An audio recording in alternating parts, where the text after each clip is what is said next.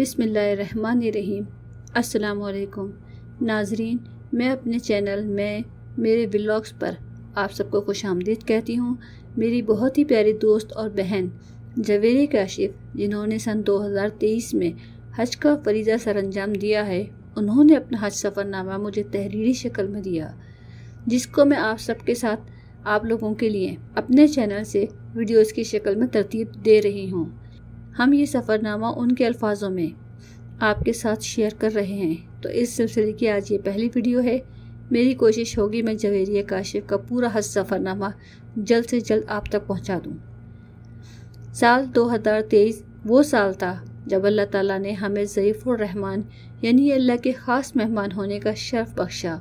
6 अप्रैल 2023 रमज़ान मुबारक का 15वां रोज़ा और अफ्तार से कुछ ही वक्त पहले मिनिस्ट्री ऑफ हज की तरफ से ऐलान किया गया कि तमाम हज दरख्वास्तें बिना कुरानदाजी कबूल कर ली गई हैं। इस खबर का सुनना था कि गोया दिल की दुनिया ही बदल गई और 6 अप्रैल से 10 जून तक का एक एक दिन इंतज़ार और बेचैनी में गुजरा। 10 जून की सुबह 11 बजे सऊदी एयरलाइन से हमारी कराची से जद्दा की रवानगी थी। इस पूरे अरसे और इस सफ़र के दौरान भी दिल में बेशुमार खदशात थे। लोगों की कही हुई बातें थीं कि हज बहुत मुशक्क़त तलब इबादत है, लाखों का मजमा होगा, गर्मी बहुत शदीद होगी और ऐसे में कमज़ोर जिस्म बीमारियों के साथ मैं हज कैसे कर सकूंगी। लेकिन अल्हम्दुलिल्लाह अल्लाह ताला ने हर कदम एहसास दिलाया कि हाजी वाकई अल्लाह ताला के ख़ास मेहमान होते हैं और अल्लाह जिसका मेज़बान हो उसे भला क्या परेशानी हो सकती है। आज इस वीडियो का मकसद भी यही है कि जो खुश नसीब अफराद इस साल अल्लाह ताला के ख़ास मेहमान मुंतखब हुए हैं, मैं उनसे अपना तजुर्बा शेयर करूं। शायद किसी को मेरे अल्फाजों से हिम्मत और हौसला मिल सके, क्योंकि सफ़र पर जाते हुए तो सभी के दिल में 100 वसवसे होते हैं। हम कराची से 11 बजे दिन सऊदी एयरलाइन की फ़्लाइट से जद्दा रवाना हुए। जद्दा एयरपोर्ट पर बहुत ही खुशगवार हैरत का सामना हुआ जब पता चला कि हमें किसी कस्टम वगैरह से नहीं गुजरना पड़ेगा। हमारा सामान हमारे मक्का होटल में हमें दे दिया जाएगा। शानदार एयर कंडीशनड बसें मुसाफिरों को लेकर फौरी मक्का रवाना हो गईं और मक्का अजीज़िया में वाक़या हमारे होटल के सामने हमें उतारा गया। यहाँ हमें हमारे कमरे अलॉट किए गए थे। हर कमरे में 6 ख़वातीन की रिहाइश का बंदोबस्त था और इसी तरह मर्दों के कमरों में भी। अब ये कमरा और इसके साथ अटैच बाथरूम अगले तकरीबन 1 महीने के लिए हम 6 ख़वातीन ने मिलकर इस्तेमाल करना था। अल्हम्दुलिल्लाह हमारी सारी ही रूममेट्स इंतहाई नफीस, बाइखलाक और सफाई पसंद थी, इसलिए हम सबको एक दूसरे के साथ घुलने मिलने में बिल्कुल वक्त नहीं लगा।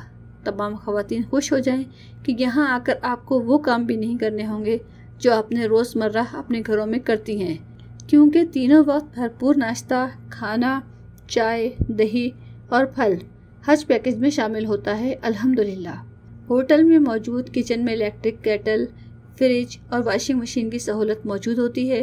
चाय की ज़रूरी लवाजमात आप अपने साथ ले जाएं और केटल की सहूलत से फ़ायदा उठाएं। कोशिश करें, क्योंकि ये चीज़ें मुश्तरका इस्तेमाल के लिए फ़राहम की गई हैं, लिहाजा दूसरों को भी ज़रूरत और आसानी का ख्याल रखें। कुछ अफराद इन चीज़ों पर कब्ज़ा करके बैठ जाते हैं, जिससे माहौल में तल्खी पैदा हो जाती है। अपने सेक्टर के ही किसी एक होटल में आपकी फ्री डिस्पेंसरी मौजूद होगी, जहां से आपको तमाम दवाएं मुफ्त दस्तयाब होंगी। लेकिन अगर आप कुछ मखसूस अद्वियात का इस्तेमाल करते हैं तो इन्हें अपने साथ लेकर जाएं। हमें अल्हम्दुलिल्लाह ये सहूलत मिली कि हमारे सेक्टर की डिस्पेंसरी हमारी ही बिल्डिंग में थी, इसलिए हमें कहीं और जाने की ज़रूरत नहीं पड़ी। होटल में मौजूद मेज़ में मुकर्ररा औकात में खाना और नाश्ता वाफर मकदार में मौजूद होता है। यहाँ कुछ लोग मेस वर्कर से उलझते हैं कि हमें दही या फल मुकर्ररा मकदार से ज़्यादा दी जाए, जो कि ज़ाहिर नामुमकिन होता है, क्योंकि तमाम अशिया एक हिसाब से मुहैया की जाती हैं और हुज्जाज का ये रवैया किसी तौर मुनासिब नहीं। हमारी क़यामगाह मुकम्मल एयर कंडीशन थी और ऐसे ही वहाँ तमाम होटल्स होते हैं। हम जो यहाँ से शदीद गर्म मौसम के ख्याल से बारीक लॉन के सूट लेकर गए, वहाँ उन कपड़ों में मुझे तो सर्दी लगने लगी थी, क्योंकि दिन रात मुस्तकिल एसी में रहने की ना तो आदत थी और ना ही आप अपने घर में ऐसी अय्याशी अफोर्ड कर सकते हैं कि नॉन स्टॉप सारे घर के एसी ऑन रहते हों। इसलिए अगर आपके साथ भी ऐसा मामला है कि सर्दी बर्दाश्त नहीं, तो एक गर्म शाल या मर्द हजरात कोई गर्म टोपी वगैरह कम से कम रात को पहनने के लिए ज़रूर रख लें। کیونکہ ویکسینیشن کے باوجود بخار اور فلو کا شکار تو ہر کوئی ہوتا ہی ہے، اور بیماری میں مسلسل اے سی میں رہنا تکلیف دہ بھی لگتا ہے۔ اللہ تعالیٰ کی طرف سے تو یقیناً یہ ایک مہربانی تھی کہ باہر کا موسم شدید گرم ہونے کے باوجود آپ کو اپنے ہوٹل میں ایک لمحے کبھی گرمی محسوس نہ ہو، لیکن حجاج اس سہولت کا غلط استعمال بھی کرتے تھے، جبکہ ہر روم کے باہر واضح ہدایت لکھی ہوئی تھی کہ کمرے سے باہر جاتے وقت اے سی اور لائٹس آف کر کے جائیں، پانی کا بلا ضرورت استعمال نہ کریں کیونکہ ہوٹلز میں پانی کی فراہمی واٹر ٹینکرز کے ذریعے ہوتی تھی، لیکن اللہ کے مہمان بسا اوقات ان ہدایات کو خاطر میں نہیں لاتے تھے اور مستقل کمرے کے اے سی آن رکھا کرتے تھے، خواہ خود ہوٹل میں موجود ہوں یا نہ ہوں۔ یہ رویہ بھی پسندیدہ نہیں اور در حقیقت یہ نعمت کا اسراف ہے جو اللہ کے نزدیک ناپسندیدہ ہے۔ یوں بھی ہم اپنے وطن سے باہر ہر شخص اپنے وطن کا نمائندہ ہوتا ہے اور اس کے کسی بھی اچھے یا برے عمل سے اس کے ملک کا نام جڑا ہوتا ہے، لہٰذا احتیاط برتنی چاہیے۔ یہ یاد رکھنا چاہیے کہ حج تو شروع سے آخر تک اپنے آپ پر ضبط اور برداشت کا نام ہے۔ جب ایک بار آپ کا نام اس فہرست میں آ گیا تو آپ حالت حج میں ہی ہیں۔ خود کو دھیما رکھنا، اوروں کے لیے قربانی، تحمل، برداشت اور ایثار کا جذبہ رکھنا، ناگوار باتوں کو نظر انداز کر جانا، سفر کے دوران پیش آنے والی چھوٹی موٹی بے آرامی یا اونچ نیچ کو نظر انداز کرنا، یہ تمام باتیں سفر حج کا حصہ ہیں۔ کچھ افراد جو مزاج کے تیز تھے وہ ہوٹل کی سینیٹری ورکرز یا اسٹاف سے اکثر الجھتے پائے جاتے تھے، جبکہ ہر بات آپ نرمی اور تہذیب کے ساتھ بھی کر سکتے ہیں، اس کے لیے غصے گرمی کی قطعاً ضرورت نہیں۔ سینیٹری اسٹاف جب بھی آپ کے کمرے یا واش روم کی صفائی کرنے آتے ہیں تو اپنی نگرانی میں صفائی کروائیں، اپنے سامان کو کمرے میں اس طرح سیٹ کریں کہ دوسرے روم میٹس کو چلنے پھرنے، نماز پڑھنے میں دشواری نہ ہو، اپنا بستر صاف ستھرا رکھیں، کمرے میں دی گئی الماری میں جگہ بانٹ کر اپنا سامان قرینے سے لگا لیں۔ خواتین خاص طور پر اس بات کا دھیان رکھیں کہ کنگھی کرتے ہوئے یا نہاتے ہوئے ان کے جو بال گریں انہیں فوری سمیٹیں۔ کوشش کریں کہ آپ کی کسی حرکت سے دوسرے ممبر کو پریشانی نہ ہو۔ واش روم ہر بار صاف کر کے وائپر لگا کر نکلیں۔ جب بھی کچن استعمال کریں یا واشنگ مشین تو ہر بار صفائی مکمل کر کے نکلیں۔ یہ واشنگ مشین آٹومیٹک ہوتی ہے۔ اپنے سامان میں واشنگ پاؤڈر لے کر جائیں تاکہ آپ کو پریشانی نہ ہو۔ الیکٹرک کیٹل صرف پانی ابالنے کے لیے ہیں۔ احباب ذرا اسٹرانگ چائے بنانے کی خاطر اس میں پتی اور دودھ بھی ڈال دیا کرتے تھے۔ یہ ہوٹل اب آپ کا گھر ہے، ایک ماہ تک کے لیے اسے اپنے گھر کی طرح ہی اپنائیں۔ اور جب بات کی جائے حرم جانے کی تو الحمدللہ ہوٹل کے باہر ہر وقت آپ کو اپنے سیکٹر کی بہترین ایئر کنڈیشن بسیں مل جاتی ہیں جو آپ کو حرم لے جانے کے لیے ہر وقت تیار ہیں۔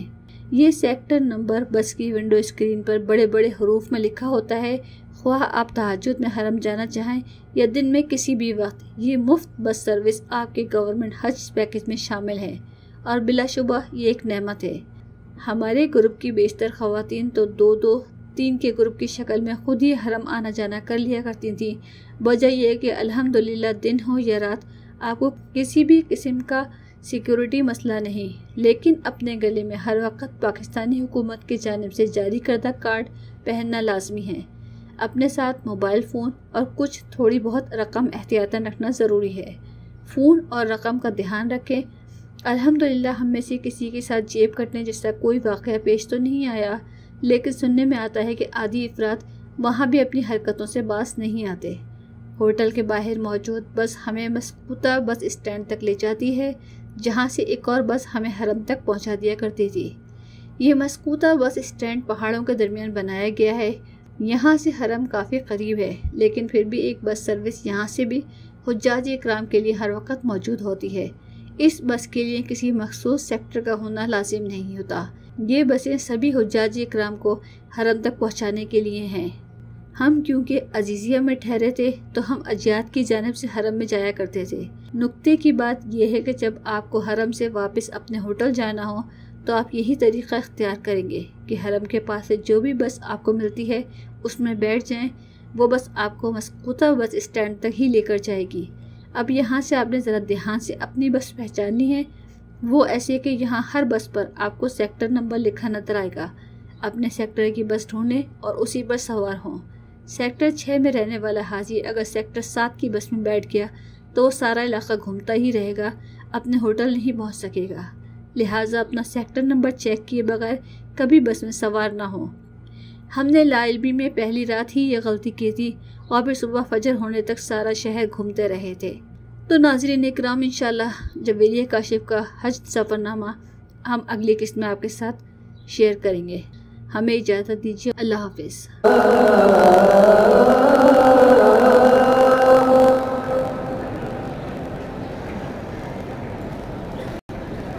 حي على الفلاح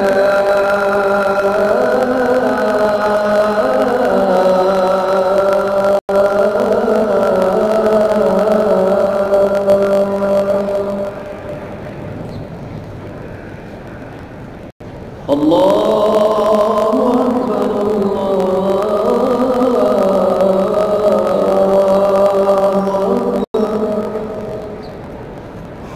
لا